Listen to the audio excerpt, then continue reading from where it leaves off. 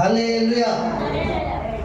ఈ చక్కని సందర్భాన్ని ఒక 20-25 మినిట్స్లో దేవుని నామమును ప్రకటించి మహిమపరిచి వాక్యాన్ని అందించాలని ఆశపడుతున్నాను. దేవునికి మహిమ కలుగును గాక.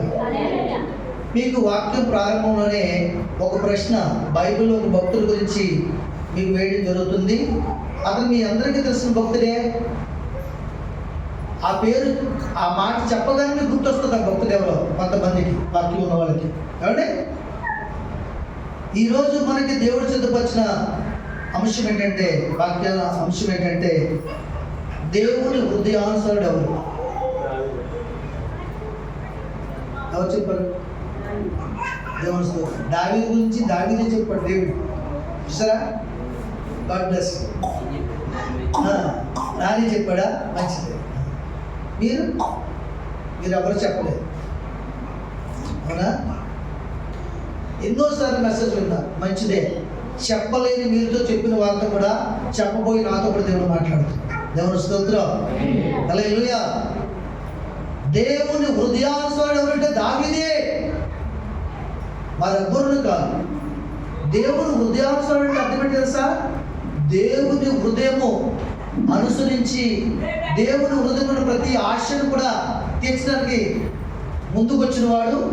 దేవుని హృదయం జరిగి ఎలాగో భక్తి చేస్తే దేవుడు హృదయం సంతోషిస్తుంది, ఎలాంటి విశ్వాసంతో ప్రార్థన చేస్తే దేవుని హృదయం ఆనందిస్తుంది. ఏమండి? దేవుని ప్రేమ ఎంత ఘనమైనది, రుచికరమైనది, మధురమైనది అన్నటువంటి విషయాన్ని దేవుని హృదయాన్ని క్షుణ్ణంగా తెలుసుకున్నటువంటి వాడు, పరిశీలన చేసి ఆ హృదయంలో ఉన్న ప్రతి ఆలోచన నెరవేర్చినటువంటి వాడు దావీదు. ఎందుకు అలా చేయగలుగుతున్నాడో తెలుసా? దేవుడు ఈ సాక్షి ఎవరు పలికారు? చాలా మంది అంటారు, నేను అంటాను, నాకు తెలియని వారి దగ్గరికి వెళ్ళి నేను దేవుడు సేవకునండి, పాస్టర్ గారండి అని చెప్పుకుంటాను. అప్పుడు అంత కొంచెం గౌరవిస్తాను.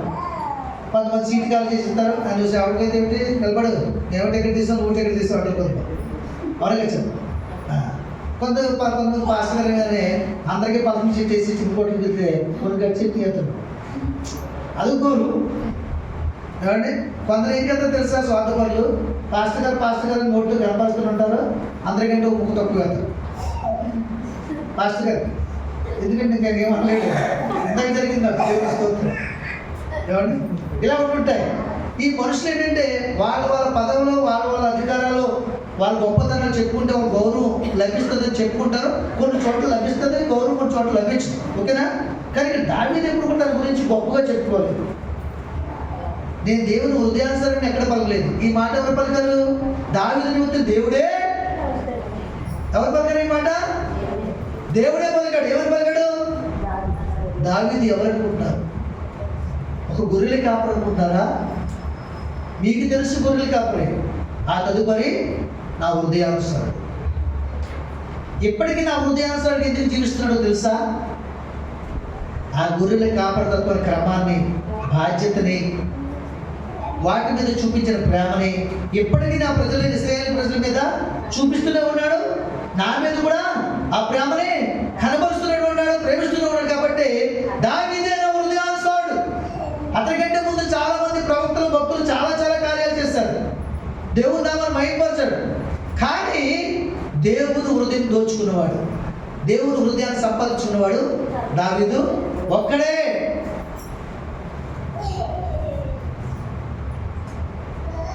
ఊరికే సంపాదించుకోలేదు ఆయన, ఎన్నెన్నో విషయాలు చేశాడు. అందులో 1-2 విషయాలు మీరు ముందుంచుతాను. అది మీరు చేస్తే దావీదుకి ఇచ్చిన ఆనందాన్ని దేవుడు మీకు ఇచ్చునుగా, దావీదుకి ఇచ్చిన సంతోషాన్ని దేవుడు మీకు ఇచ్చునుగా, దావీదుకి ఇచ్చిన దీర్ఘాయును, ముందు పండు ముసలైన కూడా, ముందు మోచువారు కూడా జీవిస్తూనే ఉన్నాడు, తెలుగుగా ఉన్నాడు, కుమారుల గురించి మాట్లాడగలిగాడు, బాధ్యతలు అప్పించాడు. ఆఖరి క్షణంలో కూడా నాయనా, సొలొమోనా, రూబేనా, మీరందరూ కూడా నేను ఎలా భక్తి చేశానో ఆ భక్తి మీకు నేర్పించాను కనుక అదే ప్రేమతో మీరు భక్తి చేసిన ఈ భూలోకం ఉన్నంతవరకు నా వంశంలో మీకు సింహాసనం ఎప్పుడు కూడా దేవుడు దాచి ఉంచుతాడు, దేవుడు దీవిస్తాడు మిమ్మల్ని అని పిలిచి చెప్పిన తర్వాత వాళ్ళ కళ్ళ ముందే సంతోషంగా ఏమైపోయాడు? ప్రాణం విడిచి ప్రభువుకు అప్పగించి పరదేశంలోకి ఇప్పుడు చెప్పడం దేవుని ఇంతటి భాగ్యము, ఇంత దీర్ఘాయువు, ఇంత ముసలితనం వచ్చినంత వరకు దేవుని కాపుదల, భద్రత, ఆరోగ్యము, పిల్లలకి ఏ లోటు అక్కడ తదనంతరం కూడా వంశపారంపర్యమైన ఆస్తి, అధికారము దేవుడి భూలోకంలో ఆ వంశం ఇచ్చినట్టే కేవలం దావీదు హృదయస్థితిని చూసి, దావీదు మనసుకి ఇచ్చే తప్ప అతని యొక్క గొప్పతనం బట్టి కాదు. ఇది మొట్టమొదటిగా దావీదుకు ఉన్నటువంటి గుణం ఏంటో తెలుసా? దేవుని సన్నిధి గురించి ఎదిగిన తర్వాత అతను తెలుసుకున్నటువంటి మొట్టమొదటి మెట్టేంటి, ఎక్కడ మెట్టేంటి చెప్తాను. కీర్తన గ్రంథం చూడండి, కీర్తన గ్రంథము 27 కీర్తన, 27 కీర్తన 8వ వచనం చదవండి. నా సన్నిధిని వెతకుడని నీవు సెలవేయగా, యెహోవా నీ సన్నిధి నేను వెతికెదనని నా హృదయము నీతో. సరే, ఎంత గొప్ప మాట ఇది. ఎవరు చెప్తున్నారు? ఎవరితో మాట? దావీదుతో దేవుడు మాట్లాడుతున్నాడు. ఏమని మాట్లాడుతున్నాడు? నీవు నా సన్నిధిని వెతకుడి అని దేవుడు నాతో చెప్పిన వెంటనే, నాకు చలవీగానే, యెహోవా నీ సన్నిధిని నేను వెతికెదనని నా హృదయం నీతో అనెను.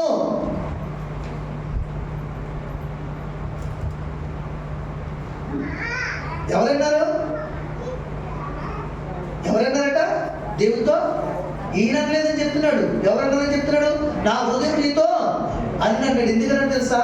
నా సన్నిధిని వెతకని దేవుడు చదివించిన మాటని హృదయముతో, మనసుతో విన్నాడు కనుక ఆ హృదయమే, ఆ మనసే నీ సన్నిధిని వెతుకుతుందని నిబంధన చేసుకుంటుందా లేదా? నిబంధన చేసుకుంటుంది. ఏమన్నాడు? నా హృదయం నీ సన్నిధిని నేను వెతుకుతుందని నా హృదయం నీతో అనెను. అంటే దేవుని సన్నిధిలో వినబడే ప్రతి మాట కూడా, దేవుడు మాట్లాడే ప్రతి మాటను కూడా తన హృదయంలోనికి తీసుకుని, హృదయంతో ఒప్పుకొని, హృదయంతో నిబంధన చేసుకుని, మనసుతో నిబంధన చేసుకుని, మరెన్నడూ ఈ నిబంధనని మీరిపోవడానికి నన్ను తొందర పెట్టొద్దని ఒక కట్టుదిట్టమైన తీర్మానం చేసుకుని దేవుని సన్నిధిలో కొనసాగేవాడు దావీదు. దేవుని స్తోత్రం. అది మొదలుకొని కూడా నిత్యము ప్రార్థన చేయడం మొదలుపెట్టాడు. నిత్యము ప్రార్థన. ఉదయకాల సమయంలో ముమ్మారు చేసేవాడు, మధ్యాహ్నం ముమ్మారు చేసేవాడు, సాయంత్రము ప్రార్థన చేసేవాడు. దినమునికల్లా ముమ్మారు ప్రార్థన చేసి దేవుని వాక్యం చదివి ప్రార్థన చేసిన తర్వాత దేవుని స్వరూపంగా లేచేవాడు కాదు. మీకు అర్థమైందా? ఈ అలవాటు మనకు ఉండాలి. ప్రార్థన చేసిన తర్వాత ఎప్పుడైనా సరే కనీసం 1 నిమిషమైనా కనిపెట్టాలి. ఎక్కువసేపు కనపడితే ఇంకా మంచిది. అర్థమవుతుందా? ఆయన నీకే కాదు, ప్రపంచంలో సర్వమానవాళికి ఉత్తరించుకుంటూ రావాలి. 1 నిమిషం 2 నిమిషాలు కనిపెడితే నువ్వు చేసిన ప్రార్థన బట్టి నీకు ఒక ప్రేరేపణ, ఒక ఆలోచన ఇస్తాడు దేవుడు. ఒక వ్యక్తి గురించో, ఒక స్వస్థత గురించో, ఒక సమస్య పరిష్కారం కోసమో అది పట్టుకుని లేక మనం చెప్పబడి దేవుని మహిమపరచండి. దావీదు, అమాలేకులు మమ్మల్ని అస్తమాటికి ఏడిపిస్తున్నారు ప్రభా, ఇశ్రాయేలు ప్రజలకు కించపరుస్తున్నారు నాయన, దండిస్తున్నాను నాయన, సైన్యము బలం ఉంది, రథముల బలం ఉంది, ఆయుధాల బలం ఉంది నాయన, ప్రజలందరూ బాధపడుతున్నారు తండ్రిని మొరపెట్టినప్పుడు నువ్వు యుద్ధానికి వెళ్ళు అనే మాట వినబడితేనే వెళ్ళేవాడు, వినబడకపోతే వెళ్ళేవాడు కాదు. అంటే దేవుని మాట వరకు కనిపెట్టేవాడు లేదా? దేవుని మాట వరకు కనిపెట్టాలంటే నీ హృదయంతో నువ్వు పట్టుదలతో దేవుని మాటలు పట్టుకుని చేసిన ప్రార్థన కనిపెట్టి మరలా జ్ఞాపకం చేసుకుంటూ ప్రభు వైపు నువ్వు చేతులలాగా చాపినప్పుడు నిజంగా నీ హృదయాన్ని తెరుస్తాడు దేవుడు. ఇంకొక ఆలోచన కలగజేస్తాడు. దేవునికి మహిమ కలుగుగా. అంటే దావీదుకున్న మొట్టమొదటి మనసు ఏంటో తెలుసా? దేవుని హృదయాన్ని చదవడానికి మొట్టమొదటి కారణం ఏంటో తెలుసా? దేవుని సన్నిధిని వెతికే మనసు కలిగి ఉన్నాడు. దేవుని సన్నిధిని ఎవరైతే వెతుకుతారో, దేవుని సన్నిధిని ఎవరైతే ఆనందిస్తారో వారు నిత్యానందం, నిత్య సంతోషం, నిత్య నెమ్మది దేవుడు కలుగు చేయరుగాక. ఎవరిని బట్టి అంటే దావీదుని బట్టి. దావీదు దేవుడు నమ్మిన తర్వాత ఎక్కడెక్కడ బాధపడినట్టు చూడలేదు. కానీ సౌలు కూడా దేవుడిని నమ్మాడు, సౌలు కూడా దేవుని చేత అభిషేకించబడ్డాడు. కానీ జీవితకాలం అంతా బాధే. ఆ బాధతో తన కత్తి మీద తన పని చనిపోయాడు. ఎందుకని? దేవుడి సన్నిధిని కొన్నాళ్ళు వెతికాడు, కొన్నాళ్ళు వెతకలేదు. దేవుని అభిషేకాన్ని పోగొట్టుకున్నాడు, స్వార్థపరమైన మనసు కలిగి ఉన్నాడు, అసూయతో జీవించాడు. ఎల్లప్పుడూ కూడా దేవుని చిత్తం జరిగించి దావీదుని సంపాదన ప్రయత్నము చేసేవాడు. అర్థమవుతుందా?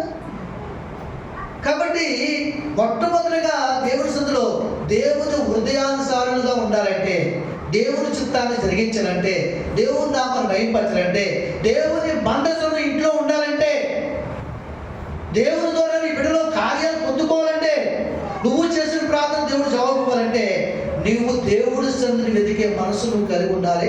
ఆ తీర్మానం నీకు ఉండాలి. ఆ తీర్మానం ఎందుకైనా వచ్చిందంటే, దేవుని సన్నిధిలో తప్ప మరెక్కడ దేవుడిని నేను వెతకలేను. లోకంలోకి ఎక్కడికి వెళ్ళినా నువ్వు దేవుడిని వెతకలేవు. ఆ పని వెతుకుతావు, సమస్య వెతుకుతావు, ఆ సంపాదన వెతుకుతావు, అనారోగ్యం వెతుకుతావు, అలా బాధ వెతుకుతావు, అంతే కదా. లోకంలోకి ఎక్కడికి వెళ్ళిన మన సమస్యలు తప్ప నెమ్మదొడదు. దేవుడి సన్నిధిలోనే మనస్ఫూర్తిగా దేవుడిని వెతకగలం. నిజంగా ప్రార్థన చేసుకుందామన్న పిల్లల గర్భిలో, లేకపోతే ఏదో సమస్య ఎవరో కబురు తీసుకురావడమో, లేకపోతే ఎవరో సడన్ గా టీవీ పెట్టేయడమో, ఇలా గర్భిలు ఉంటాయి. అందుకని ప్రత్యేకంగా నీ ఇంట్లో కూడా స్థలంలో ప్రార్థన చేయాలి. ఆ స్థలంకి వెళ్ళి ప్రార్థన చేయాలి. నువ్వు ప్రార్థన చేయడానికి వెళ్ళే టైం కంటే ముందు 1 నిమిషం ముందే దేవుడు అక్కడ వచ్చి ఉంటాడు. దేవుని ఆత్మ సత్యం ఇది. మేము 2 స్థలాల్లో ప్రార్థన చేస్తాం. పాస్టర్ దగ్గర ఇంటికాడ ఉంటే నేను చేస్తాను, తనతో కలిసి, లేకపోతే ఆ ముక్కని చేస్తాను. మొదటి గదిలో మంచం దగ్గర, వాకింగ్ దగ్గర మోకరించి సాయంత్రం 7 గంటలకి కంపల్సరీ 7 గంటలకు ప్రార్థన ఉంటుంది. ఫోన్ చేసినా ఫోన్ పోగినా ఫోన్ లిఫ్ట్ చేయలేదంటే ప్రార్థన ఉందని నాకు ఆన్సర్ అవ్వలేదు. ఎంత ఉందా? ఇద్దరు కలిసి ప్రార్థన చేస్తుంటారు. కరెక్ట్గా తెల్లవారుజాము 4 గంటలకు అలారం పెడతాం, కానీ 4కి లేవం వెంటనే ఒక అరగంట ఇంటికి లేస్తాం. లేచి కొన్ని సందర్భాల్లో ప్రాణం బలహీన ఉన్నప్పుడు 5 గంటలు కూడా లేస్తాం. అయినా సరే లోపల గదిలోకి వెళ్ళి మొదటి మంచం అక్కడ వాకింగ్ దగ్గర మోకరించి ప్రార్థన చేస్తాం. స్తుతులు స్తోత్రాలు 4 ఎలుగెట్టుకున్నట్టుగా మళ్ళీ వినపడదో తెలియదు కానీ నాకు ఆ టైంలో మీరు తెలియస్తుంటే పడుతుంది. కానీ ప్రార్థన చేస్తాను. నా ప్రార్థన తెల్లవారుజామున ప్రార్థన నేను చేస్తాను, సాయంత్రం 7 గంటల ప్రార్థన ఆపి చేస్తాను. పక్కన నేను చుట్టూ చెల్లిస్తాను, ఎంతసేపు చేస్తే అంతసేపు నా పక్కన ఉంటే చుట్టూ చెల్లిస్తాను తెల్లవారుజామున. ఒకవేళ ఏమన్నా చుట్టూ చెల్లించినప్పుడు నిద్రపోతున్నాను అంటున్నాడు అనుకోండి, గద్దిస్తారా దగ్గర ఎత్తులు చెల్లించా అలా గద్దిస్తాను. ఒకవేళ ఏమేమో స్థుతి చెల్లించడం మానేసిన సాయంత్రం నేను చెప్తున్నాను మీకు, ఇలాంటి కిల్కులు ఉంటాయి ప్రార్థనలో, అవి మనం తెలుసుకోవాలి. స్థుతి చెల్లించుట దేవునికి మహిమ శోభస్కరము అంటారు ప్రార్థనలో. స్లో అయిపోయింది మనం దేవుని స్తోత్రం. మామూలుగా కాదు 5 నిమిషాలు 10 నిమిషాలు కాదు, మ్యాక్సిమం 45 నిమిషాలు ప్రేయర్ ఉంటుంది దేవుని స్తోత్రం. తలుపులు వేసేస్తాం. సాయంత్రం మాత్రం బయటికి కొంచెం తీసుకుంటాం, ఎందుకంటే ప్రార్థన బట్టి ప్రార్థన తలుపుకోవడం పోతారు గెలిపిలేపు. దేవుని స్తోత్రం. తెల్లజాముగా పరిస్థితి అన్నీ మీకు పడతాయి.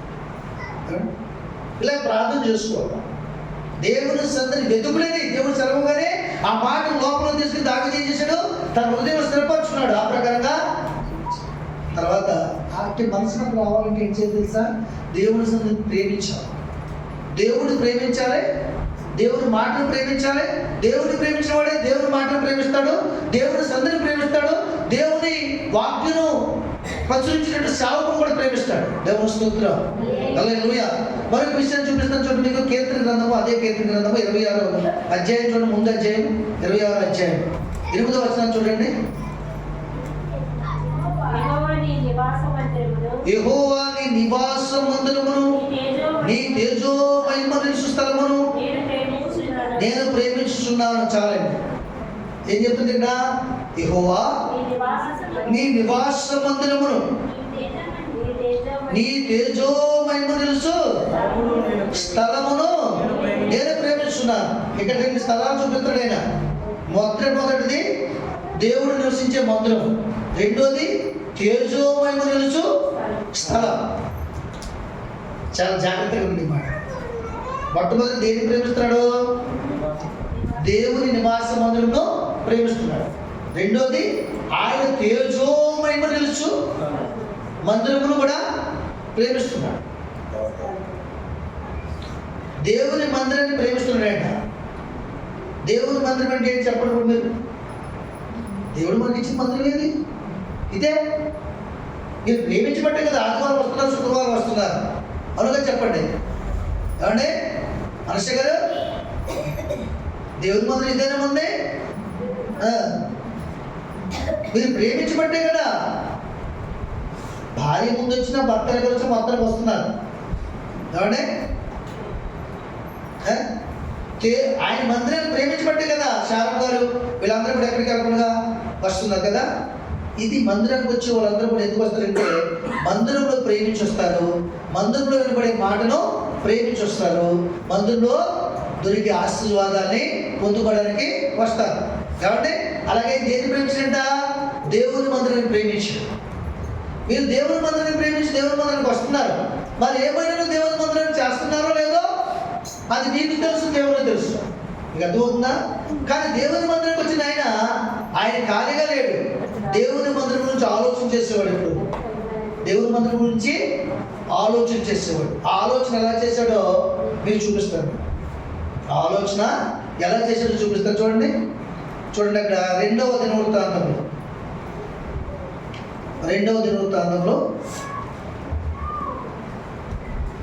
15వ అధ్యాయం మొట్టమొదటి వాక్యం చూడండి. లేదు, ఆ మాటకి లేదు. దావీదు తన కొరకు దావీదుపురం ముందు ఇండ్లు కట్టించెను. తర్వాత చదవమ్మా. 15వ అధ్యాయం మొదటి దినవృత్తాంతం. దావీదు తన కొరకు దావీదుపురం ముందు ఇండ్లు కట్టించెను. దేవుని మందిరమునకు ఒక స్థలమును సిద్ధపరిచి, దేవుని మందసమునకు ఒక స్థలమును సిద్ధపరిచి దాని మీద గుడారము ఒకటి వేయించును. మందసమును ఎత్తుటకును నిత్యము తనకు సేవ చేయుటకును యెహోవా లేవీయులు ఏర్పరచుకుందని చెప్పి వాళ్ళు తప్ప మరి ఎవరును దేవుని మందసమును ఎత్తకూడదని దావీదు ఆజ్ఞించింది. చూసారా అబ్బా, వినాలి మీరు. దేవుని మందిరాన్ని ప్రేమించాడు. ప్రేమించి ఏం చేశాడు? అప్పటికి దేవుని మందిరం లేదు. దేవుని మందిరం ఎక్కడుంది? దేవుని మందిరం ఎక్కడుంది చెప్పండి.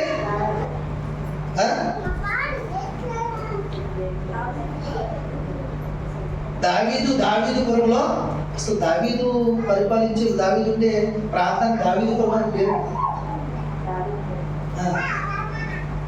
దావీదుపురంలోనే బెత్లెహేము ఉంది కదా. దావీదుపురములో బెత్లెహేము నందు కదా ఉండలేదు మాట. ఆ దావీదుపురంలో ఇల్లు కట్టించాడంట. అయితే దేవుని మందిరం గురించి అంతకుముందు ఆయన ఆలోచన చేయలేదు.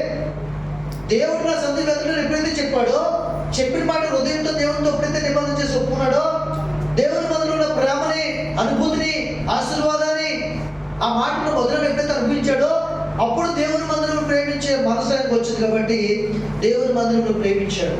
ప్రేమించి దేవుని మందిరం లేదని దేవుని మనసాన్ని ఏం చేశాడు? ఒక స్థలమును సిద్ధపరిచాడు.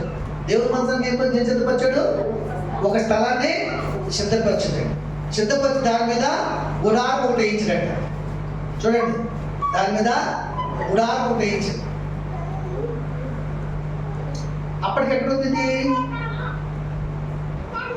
కొన్ని దినాలు ఒక ఆయన ఇంట్లో ఉంటుంది కదా, పేరు ఏంటన్నా, ఓబేదేదోము ఇంట్లో ఉంది. ఇది అర్థమవుతుందా? ఓబేదేదోము ఇంట్లో ఉంది ఈ మందసం. ఆయన ఇల్లంతా ఆస్వాదింపబడింది మందసాల స్థలం బట్టి. ఇది అర్థమవుతుందా? అక్కడి నుంచి స్థలం అవసరం వచ్చింది దేవునికి. ఇది అర్థమవుతుందా? 3 నెలలు ఉండాలి. తీసుకొచ్చేటప్పుడు ఉజ్జా కూడా మరి అతను ముట్టుకున్నప్పుడు అతను అక్కడ ప్రాణం విడిచిన సంగతి మనం చూస్తున్నాం. ఎందుకంటే లేవీయులు తప్ప ఎవరు కూడా మనసాన్ని ముట్టుకోకూడదు, ఎత్తకూడదు. దేవుడు ఏర్పరచుకున్న జనుల ఎవరు పడతారో చేసేయకూడదు. అర్థమవుతుందండి? అలాగే జరిగిన తర్వాత ఆ విషయం దావీదుకు తెలిసి అప్పుడు మరి దావీదు మనం తీసుకొస్తున్నారు కదా, దీనికో స్థలాన్ని సిద్ధపరచాలి మందసానికి. దేవుడు ఏర్పరచుకున్న జనులను పిలిపించి లేవీళ్ళు ఆయన చేత వాళ్ళ చేత సేవ చేయించడం నిర్ణయం తీసుకున్నాడు. దేవుని స్తోత్రం. అది దేవుని ప్రేమించే మనసు. అసలు దేవుని మందిరాలకి స్థలం ఇవ్వడం అనేది అక్కడి నుంచి వచ్చింది. మీకు అర్థమవుతుందా? అక్కడ ముందు దేవుని మందిరానికి ఎవరు స్థలం ఇవ్వలేదు. ఏం సిద్ధపరిచాడు? ముందు ఆయన స్థలం సిద్ధపరిచాడు. తర్వాత ఏం చేశాడు? గుడారం ఒకటే వేశాడు. చాలా మంది సేవకులు, నేను వాళ్ళు తప్పట్లేదు, ఈ గుడారాలు పట్టుకున్నారు తప్ప తర్వాత సొలొమోను కట్టించిన మందిరాలు పట్టుకోవట్లేదు. ఇప్పుడు దేవుని స్థితిలో చూసారా? చాలా మంది ఏం చేస్తారంటే వాళ్ళ ఇల్లుమో భవంతులు కట్టుకుంటారు, 3-4 ఫ్లోర్లు సలవరాత్రుల మీద పడుకుంటారు. దేవుని మనసులో మందిరం వచ్చి గుడారాన్ని చూపించి గుడారాన్ని చూపించేస్తున్నారు పాత రేకులతోటి చుట్టూ గొడ్లు కట్టి. ఇప్పుడు వచ్చే కదా గొడ్లు, సిలిపోన్ గొడ్లు ఏంటవి, ప్లాస్టిక్ బట్టలు ఏమంటే అవి చుట్టేసి సిద్ధేసేసి గుడారంలో ఉండాలి. స్వస్థత గుడారం, ఆ గుడారం, ఈ గుడారం అందులో ఉంచారు. అది ఎక్కడికి మార్చబడింది? దావీదు కాలం వచ్చిన తర్వాత సొలొమోను కాలం వచ్చినప్పటికీ మందిరముగా మార్చబడింది. దేవుని స్తోత్రం కదా. మరి దావీదు దేవుడు ఉంది అన్నాడు, ఊరికేం లేదు, దేవుడి గురించి ఆలోచన చేశాడు. ఒక ఇంట్లో ఆరాధన జరగకూడదు, ఒక ఇంట్లో ఉండకూడదు, ఇది ఇంట్లో రకరకాల పరిస్థితులు ఉంటాయి, దీనికి ఒక ప్రత్యేకమైన స్థలం కావాలి, ఇది నా ఊర్లో ఉంది కాబట్టి నా ఊరికి ప్రతిష్ఠితి గొప్పతనము, మందిరం మా ఊర్లో ఇది మా గొప్ప కాబట్టి దీనికి ఒక పరిశుద్ధమైన ప్రత్యేకమైన స్థలం సిద్ధపరచాలి. నేను ప్రత్యేకమైన జనమును దేవుడు ఏర్పరచుకున్నారు, పిలిపించాలి, వాళ్ళ జీతాల నుంచి పెంచి పోషించి సేవ విధానాన్ని కొనసాగించాలి, క్రమం తప్పుడు దేవుణ్ణి ఆరాధించాలి. ఎంత మంచి ఆలోచన, ఎంత మంచి ఆలోచన చెప్పండి. మంచి ఆలోచన, చెడ్డ ఆలోచన? ఏమంటే దేవుని మందిరం గురించి ఎవరైతే ఆలోచన చేస్తారో వారు ఎన్నటికి కూడా ఆలోచింపబడతారు. దావీదు ఎవరు స్తోత్రం. స్థలము ఇవ్వడం వల్ల అక్కడ ప్రారంభమైంది. ఇప్పటికీ కూడా చాలా మంది స్థలాలు ఇవ్వడం అనేది సెవెంత్-డే సంఘాలు ఎక్కువ ఉంటుంది. మన కొంతమంది బాప్టిస్ట్ సంఘాలు, పెంటెకోస్తు సంఘాలు తక్కువ, కానీ సెవెంత్-డేలో మాత్రం స్థలదాతలు ఎక్కువ ఉంటారు. ఇది అర్థమవుతుందా? 100 మందిరాలు ఉంటే స్థలం మంది మందిరం కట్టారు. అసలు చెప్పాలంటే స్థలం ఇస్తేనే మందిరం కడతారు. స్థలం కూడా అక్కడ ప్రారంభమైంది. గౌరవంగా స్థలం ఇస్తే మన సంఘటన గురించి బాధ్యతలకు చెప్పి సేవ విధానం క్రమంగా జరిగించుకోవడం వీళ్ళు చేసుకుంటారు. దేవుని మందిరం స్థలం ఇవ్వడం మాటల స్థలం అమ్ముకుంటే ఎంత అవుతుంది రోజుల్లో? ఎలాంటి స్థలమైన 5 లక్షలు తక్కువ లేదు. పౌరపు స్థలం పట్టకుంటుంది 5 లక్షలు, 2 సెంట్లు 3 సెంట్లు. అవునగా చెప్పండి, గొప్ప విషయం కదా. దేవుని మందిరం స్థలం ఇచ్చాడు, సేవకులను సిద్ధపరిచాడు. కాబట్టి ఇక్కడ ఏం చేశాడు? దేవుని మందిరం స్థలం ఇచ్చాడు, సేవకులను సిద్ధపరిచాడంటే ఆయన మందిరం ప్రేమిస్తున్నట్టే కదా. మంచిది. రెండోది ఏం చెప్పండి? నీ తేజోమయము తెలుసు స్థలమును నేను ప్రేమిస్తున్నాను. అది కూడా మీకు చెప్తాను. 27వ దావీదు ఇది దినవృత్తాలు చూడండి.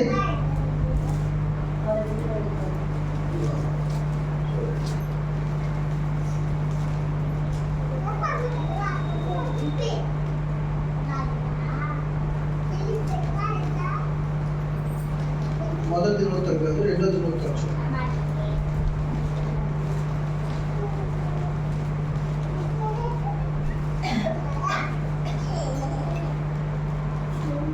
చూడండి 27:1-2 చూడండి.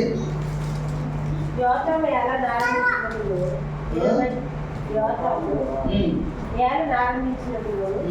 25 ఏళ్ల వాడై యెరూషలేములో 14 సంవత్సరములు ఏలును. అతని తల్లి సాదోకు, కుమార్తె ఆమె పేరు యెరూషా. మొదటి దినవృత్తాలు చూడండి 27:1-2.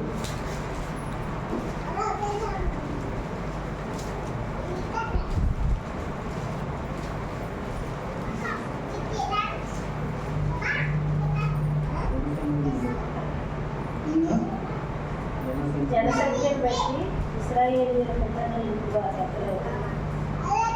హల్లెలూయా.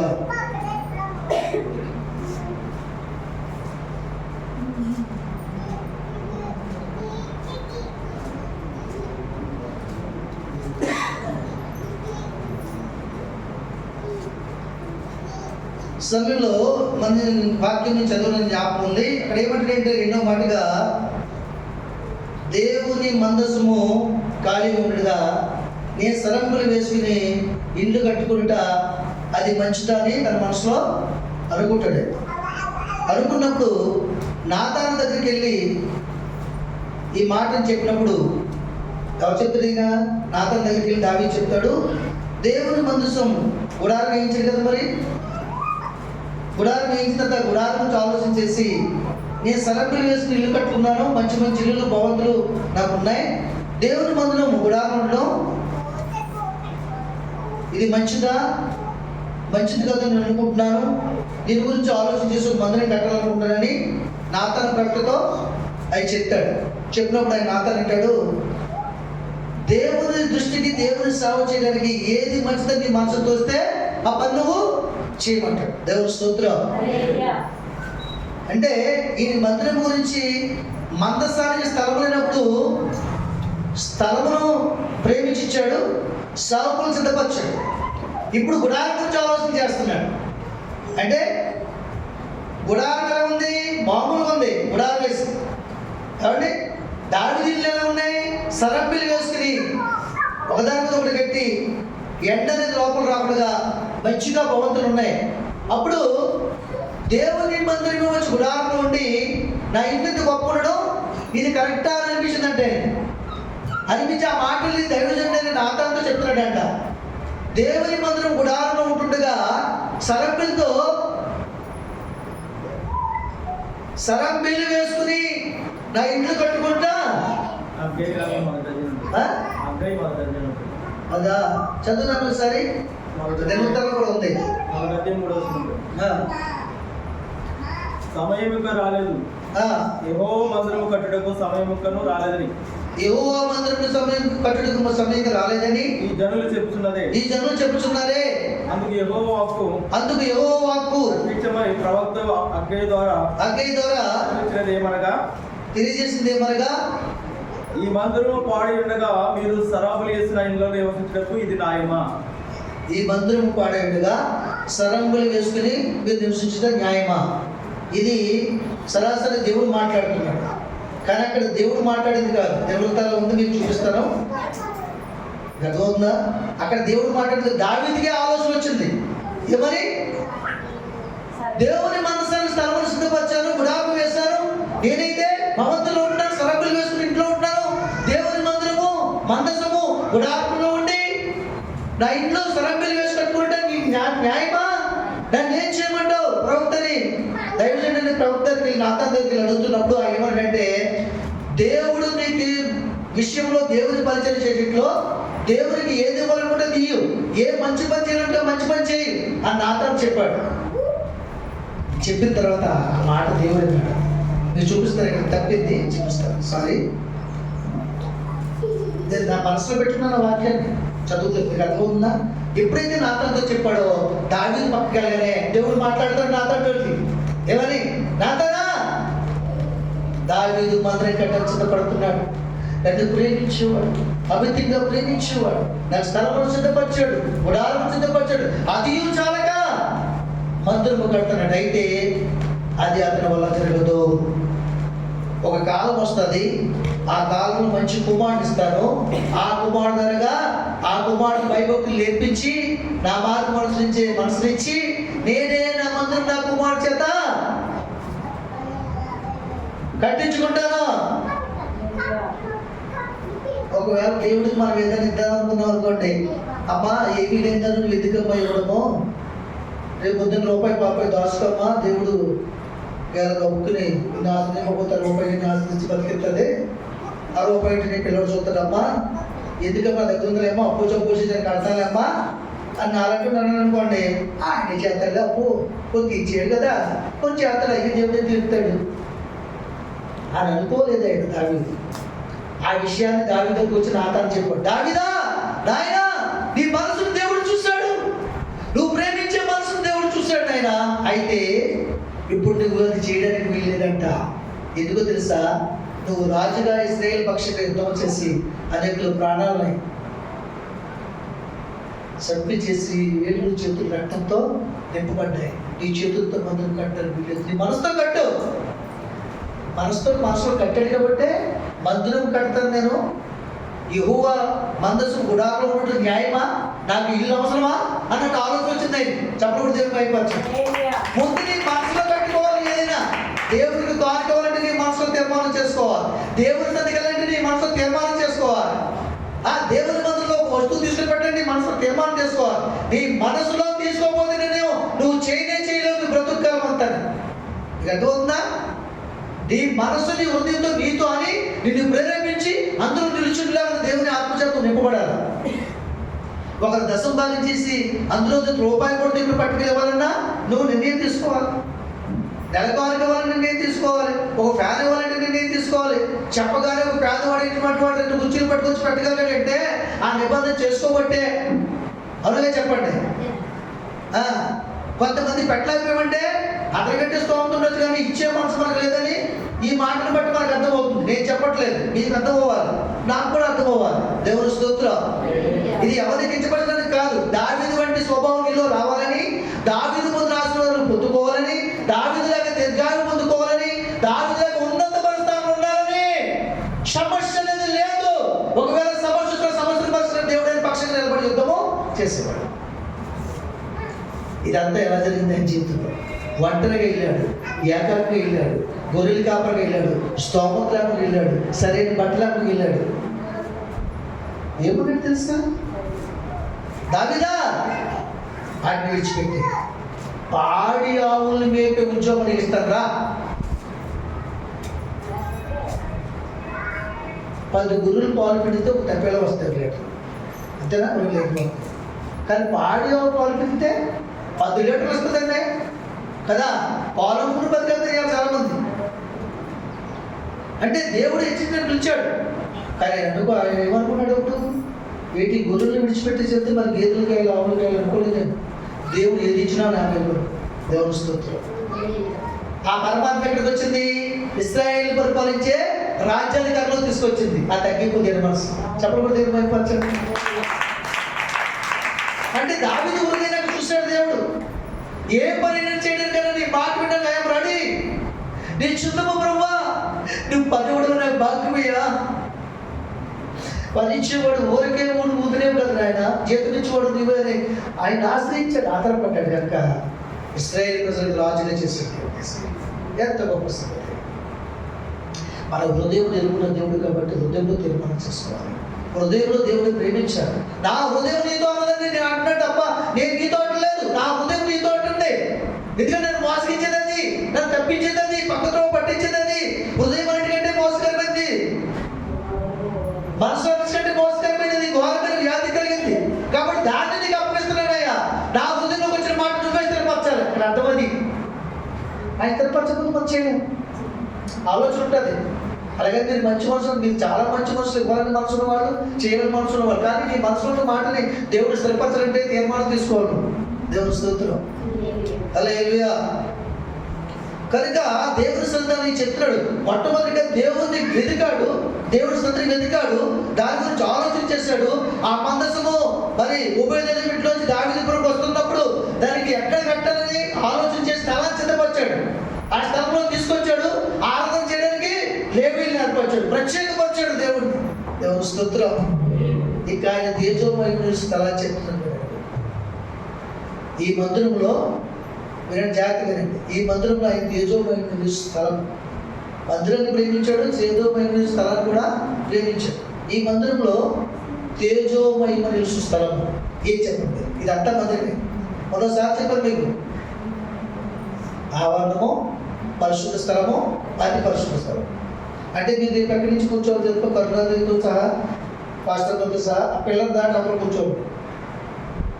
ఇంతవరకు మీకు దేవుడు తెలియజేయకపోవచ్చు, నాకు కూడా తెలియజేశాడు.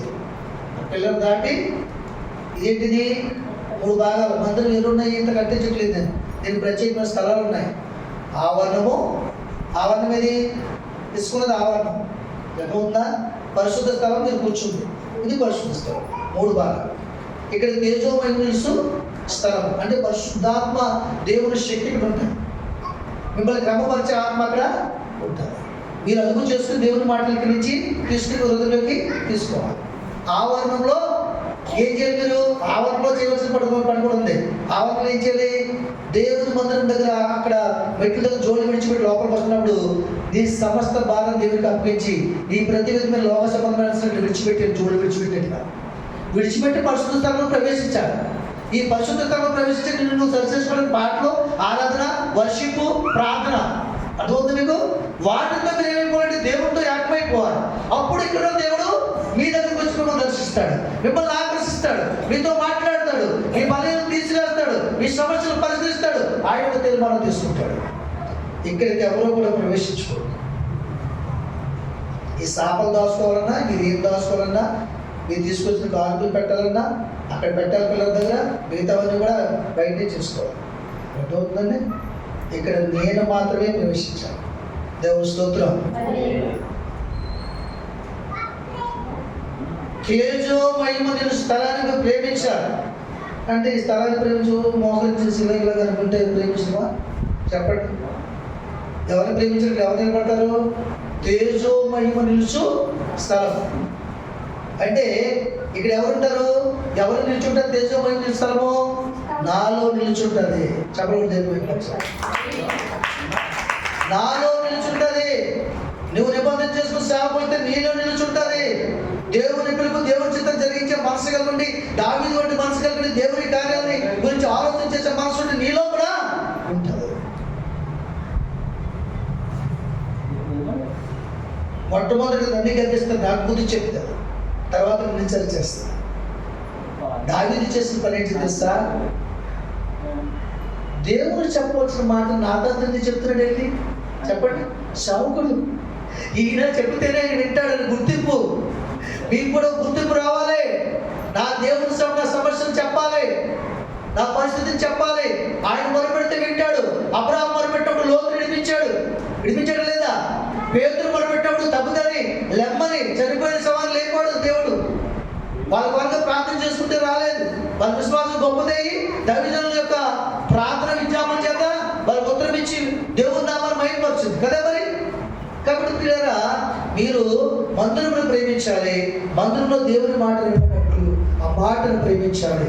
దైవజనుని ప్రేమించాలి. గదువున్నా నాలో నిలుచుంటుంది. తేజోమని నిలుస్తాను. ఈ స్థలాన్ని ప్రేమించాలి, మందిరాన్ని ప్రేమించాలి, ఆవరణలో విడిచిపెట్టాలి, లోపలికి రావాలి, దేవుడితో ఏకమవ్వాలి, మాటలు తీసుకోవాలి. ఈ మహిమ నీవు పొందుకోవాలి. దేవుడు స్తోత్రం. ఊరికే దావీదు దేవుడు హృదయానుసారం అవ్వలేదు. ఊరికే అవ్వలేదు, కార్యములు చేస్తాడు. మామూలుగా కాదు.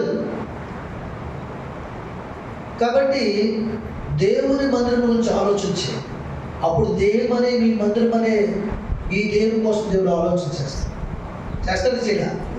చేస్తాడు. ఇంకోటి ఏంటి తెలుసు? మందిరం అంటే ఇంకా చెప్పాలంటే నీవే మందిరానికి నిన్ను కూడా ఏం చేయాలి? నీ మందిరం గురించి కూడా ఆలోచించుకోవాలి. అదవుతుందా? తినడం మానేసి అంటే సరిగా శుభ్రంగా లేకుండా ఆరోగ్యం పాడు చేసుకుని గ్యాస్ నొప్పులు ఆరోగ్యం రప్పించుకోకూడదు. శుభ్రంగా ఆరోగ్యం ఉండాలి, శుభ్రమైన తినాలి. నువ్వు శుభ్రంగా ఉండాలి, నీ పిల్లల్ని శుభ్రపరచుకోవాలి. దాన్ని పాడు చేసుకోకూడదు. ఆడలైనా మొగలైనా ఎటు అవుతుందండి? అదే ఎవరిది? నీ దేవుని ఆలయమని ఆడకంటే తెలియదు. నీకు తెలుసా తెలీదా అమ్మాయి? ఇక్కడ క్రైస్తవులైనా అందరికీ తెలుసా తెలీదా? దేవుని మందిరం తెలుసా తెలియదు? మీరు ఎందుకురా అంటాడు ఆయన. మీకు తెలుసా? ఈ వాక్యం మీకు తెలుసా తెలీదా? ఎదుగు వారు ఏం చేయాలి? దేవుని మందిరాన్ని పరిశుభ్రం ఉంచుకోవాలి. ఆయన తేజోమయమైన స్థలం ఉంది నీలో. అబ్బాయి వినండిలాగా, ఆయన తేజోమయమైన స్థలం ఉంది నీలో. ఏదది? చెప్పండి. ఇదా కూర్చోరా ఏంటి? నీ హృదయం. ఆయన అదే అడుగుతున్నాడు. నీ అందము నాకు వద్దు, నీ సందము, నీ ధర్మ నాకు వద్దు, నీ మొదటి కోడిగుడ్డదు, కోడి పెట్టదు. నాకు కావాల్సింది ఏంటి? నీ హృదయము కదా. నీ హృదయము అందులో నేను నివాసం చేస్తే నీ దేవుని మందిరానికి మహిమ, ఘనత, ఆరోగ్యము, ఆయుష్ అంటే నువ్వేమి రాయగలదు. దేవుడు మంచి కళతో నింపుతాడు. నువ్వు చేసిన ప్రార్థన వింటాడు. ఎవరు ఏ స్థలం వైపు, ఏ కుటుంబం వైపు, ఏ వ్యక్తి వైపు చేతులెత్తి నువ్వు ప్రార్థన చేస్తే కార్యము చేస్తారు. ఎందుకంటే దేవుని ఆత్మ వీళ్ళు నిలుచుంది కనుక వీరు ధన్యులు. దేవుని స్తోత్రం. హల్లెలూయా. కాబట్టి దేవుని హృదయాన్ని దావీదు సంపాదించుకున్నాడంటే మొట్టమొదటిగా దేవుని మందిరాన్ని వెతకాడు, మందిరాన్ని ప్రేమించాడు, స్థలం ఇచ్చాడు, కాబట్టి గుడారం వేయించాడు, మరలా మందిరం కట్టిన ఆలోచన చేశాడు. నాతాను వచ్చి నాయన ఇది తదుపరి జరిగిపోయే కార్యక్రమం కానీ ఇప్పుడు నాకు జరిగించే కార్యక్రమం చేతులు కూర్చొని కూర్చోలేదు. ఏం చేశాడు? ఆ టైం వచ్చినప్పటికీ 10,000 మనుగులు బంగారం, 20,000 మనుగులు వెండి, డబ్బు, ధనమంతా కూడా గదుల్లో దాచాడు. అయిలేదా? ఊరుకున్నాడా? అది ఎప్పుడో చూద్దాం, మా అబ్బాయి పుట్టాడు కట్టుకుంటాడు అనుకుంటా. అంటే పాస్టర్ గారు కట్టుకుంటారులే, ఆయన పేరు ఉంది కదా అనుకున్నాడా? నీది బాధ్యత కదా, బాధ్యత తీసుకున్నాడు. కాబట్టి ఏం చేశాడు? డబ్బు ధనాన్ని వ్యర్థం చేయలేదు. దేవుడు ఇస్తున్న ఆదాయాన్ని ఏం చేశాడు? మనుగులు బంగారం, వెండి, వజ్రాలతో పొదిగించాడు గుమ్మాలు. అంటే అవన్నీ సిద్ధపరిచాడు. దావీదు వంశంలో సొలొమోను పుట్టించాడు దేవుడు.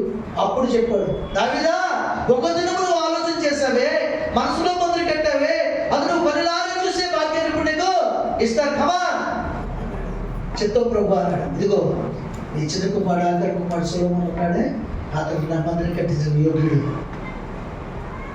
సిద్ధపరిచిన సంస్థ నా చేతికి అప్పగించు. కట్టించడం లేదా? దావీదు ఎక్కడ కట్టిన మందిరం చెప్పండి? దావీదు ఎక్కడ కట్టాడు? దావీదు కట్టాలి కదా. దావీదు ఎక్కడ కట్టాడు? చాలా గారు హృదయంలో కట్టాడు మందిరాన్ని. నువ్వు హృదయంలో దేవుని మందిరాన్ని ప్రేమించాలి, వెతకాలి, దాని స్థలం సిద్ధపరచాలి, దాని మీద గుడారం వేసి నీడగా ఉండాలి. దేవుని మందిరంలో చల్లగా చక్కగా ఇతరులు నెమ్మది కలిగి ఉండాలి. అప్పుడు దేవుడు నిర్ణయం తీసుకుంటాడు. ఏమి ఇవ్వగలను నేను అన్న నీకు ఏమైనా ఇవ్వగలమని సమాధానం దేవుడు ఇస్తాడు. కాబట్టి ఇలా దేవుడు హృదయానుసరణ సాక్ష్యాన్ని ఎవరికైనా పెట్టుకోలేదు.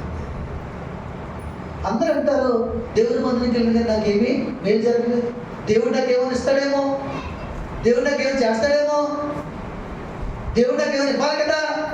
ఇస్తాడో చేస్తాడు, ఏమో అన్న అనవసరం పర్లేదు. ఎప్పుడు దేవుడు నీకు ఇచ్చిన గురించి ఆలోచిస్తావు తప్ప దేవుడికి నేను ఏం చేయగలిగానని ఆలోచన మనకు రావాలి. ఆ ఆలోచనకి వచ్చింది, నాకు మంచి ఇళ్ళు ఉన్నాయి, దేవుని మందిరం గుడారం ఉండడం అది కరెక్ట్ కాదనిపించింది. అవునే కదండి. అందుకని సిద్ధపరచగలిగాడు. మా ఇంట్లో ఫ్యాన్లు ఉన్నాయి, అన్నీ ఉన్నాయి, కానీ దేవుని మందిరంలో ఫ్యాన్ లేదు. అక్కడ మా ఇల్లు చక్కగా ఉన్నాయి, దేవుని మందిరంలో లోపల ప్లాస్టిక్ లేదు, కిటికీ లేదు, గుమ్మం లేదు. మీ ఇంట్లో గుమ్మలు ఎక్కడికి వెళ్ళిపోతారు? ఎక్కడికన్నా మీరు చెప్పండి, ఎక్కడికి అక్కడ ఉండిపోతారు అవసరం. గుమ్మం అనేది ఇల్లే ఉండదు చెప్పాలంటే. మరి ఇప్పుడు దేవుని మందిరంలో గుమ్మం లేదంటే దాని గురించి ఆలోచన దేవుని స్తోత్రం. హల్లెలూయా. మంచిది, అలాగే మనం దేవుని ప్రేమించాం. అప్పుడు దేవుని హృదయానుసరమైన మనసు మనకు కలుగుతాం. దేవుడు సొత్తు అయిన ప్రజలు పెరుగుతాం. దేవుడు మనకి ఇష్టమైన ప్రతిదీ కూడా నెరవేర్చుగాక. ఆమేన్. దేవునికి మహిమ కలుగుగాక. దేవుని మాట దీవించుగాక.